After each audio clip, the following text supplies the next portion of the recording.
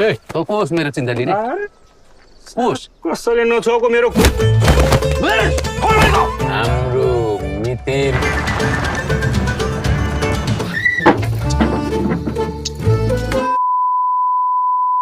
अब भिडियो सुरु गर्नुभन्दा पहिला यो सिन हेर्नुस् न।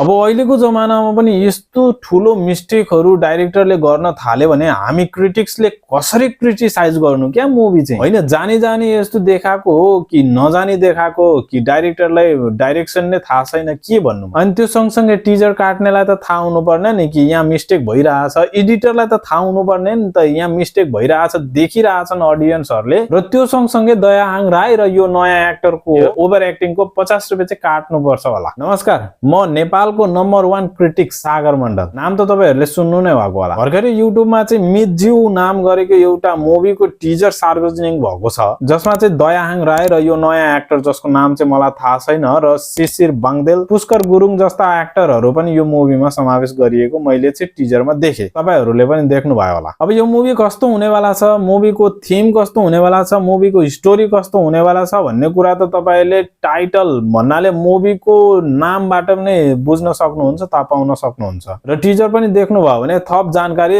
टिजरबाट थाहा पाइन्छ कि यो मुभी वास्तवमा कसको माथि छ, कोहरुको माथि छ, यो मुभीको स्टोरी कसको वरिपरिमा यो मुभी घुमेको छ, कस्तो मुभीमा थीम हुन सक्छ, मुभीको भाइब कस्तो हुन्छ भन्ने कुरा तपाईले टिजर र यो मुभीको नामबाटै थाहा पाउन सक्नुहुन्छ। हुन त टिजर मात्र हेरेर र मुभीको नाम मात्रले धेरै कुरा जज गर्न सकिदैन, तर यो टिजर 2 मिनेटको रहेछ, टिजर अलि लामै रहेछ, तर धेरै कुरा देखाएको रहेछ र हामी बुझ्न पनि सक्छौं कि दुई जना मिताहरु बीचको यो मुभी बनिएको छ भन्नाले दुई जना मितज्यू मितको बीचमा यो मुभीको परिवेश घुमेको छ जस्तो देखिन्छ। अब तपाईको जिन्दगीमा पनि मेरो जिन्दगीमा पनि कोही त्यस्तो साथी त छ होला जोसँग चाहिँ हामीले पनि यो मुभी जस्तै गर्यौं होला। एकैछिनमा झगडा हुने, एकैछिनमा मेलमिलाप हुने, अथवा एक मितासँग एक साथीसँग के कस्तो गतिविधि, के कस्तो मोमेन्टहरु क्रिएट गर्छौं हामीले, हो त्यस्तै त्यस्तै यो मुभी भित्र तपाई हामीले देख्न पाउँछौं। वास्तवमा भन्नुपर्दा र सर्टकटमा भन्नुपर्दा यो दुई जना साथी बीचको घनिष्ठ नातालाई देखाउनलाई यो मुभी बनाइएको जस्तो लाग्छ मलाई। र भिडियो धेरै लामो बनाउन चाहदिन।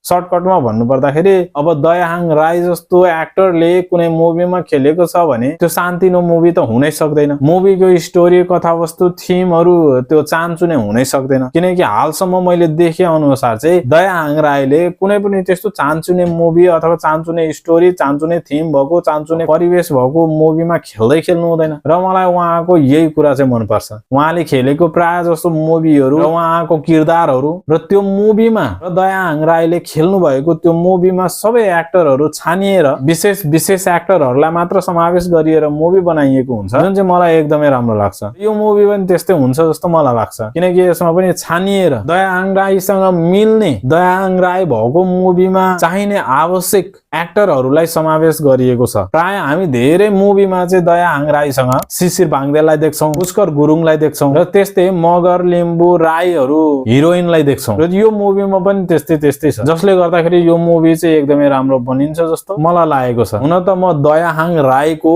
एक्टिङको धेरै नै ठुलो फ्यान पनि हो। उहाँको सबै मुभीहरु मलाई प्राय मन पर्छ, उहाँको क्यारेक्टर नै मलाई मन पर्छ। झन् उहाँले खेल्नु भएको मुभीहरु प्राय सबै दर्शकहरुलाई पनि मन पर्छ। त्यही भएर यो मितज्यू भन्ने जुन मुभी आउँदैछ, यो मुभीले पनि राम्रै बक्स अफिस कलेक्सन गर्छ जस्तो मलाई लागेको छ। र थप कुरा गर्नको लागि हामीले चाहिँ ट्रेलरलाई पर्खिनु पर्ने हुन्छ र अभियसली हामी ट्रेलरलाई पर्खिन्छौं पनि। अब यो टिजरको बारेमा धेरै कुरा भन्नु पर्दैन, तपाईले धेरै कुरा देखिसक्नु भएको छ टिजर भित्र। यो गाउँले परिवेशमा बनिएको मुभी हो, पहाडको सिनहरु पनि छ, धेरै राम्रो सिनहरु पनि छ भने केही डाइरेक्टरको लापरवाही पूर्वक बनाइएको सिनहरु पनि हामीले यो टिजरमा देख्यौं र मुभीमा पनि देख्न पाउँछौं जस्तो लाग्छ मलाई। वेल, यो मुभीको डाइरेक्टर चाहिँ अनिल बुध मगर हुनुहुन्छ भने प्रोड्युसर जनक घरती मगर हुनुहुन्छ र यो मुभीको स्टोरी राइटर चाहिँ महेश राई हुनुहुन्छ। र यो मुभी चाहिँ जेठ 8 गते देशैभरका सिनेमा घरहरुमा रिलिज हुन गइरहेको छ। यदि तपाईलाई मेरो यो भिडियो मन पर्यो भने भिडियोलाई लाइक र कमेन्ट गर्नु होला। नयाँ हुनुहुन्छ भने च्यानल सब्स्क्राइब गर्नु होला। Okay, bye bye.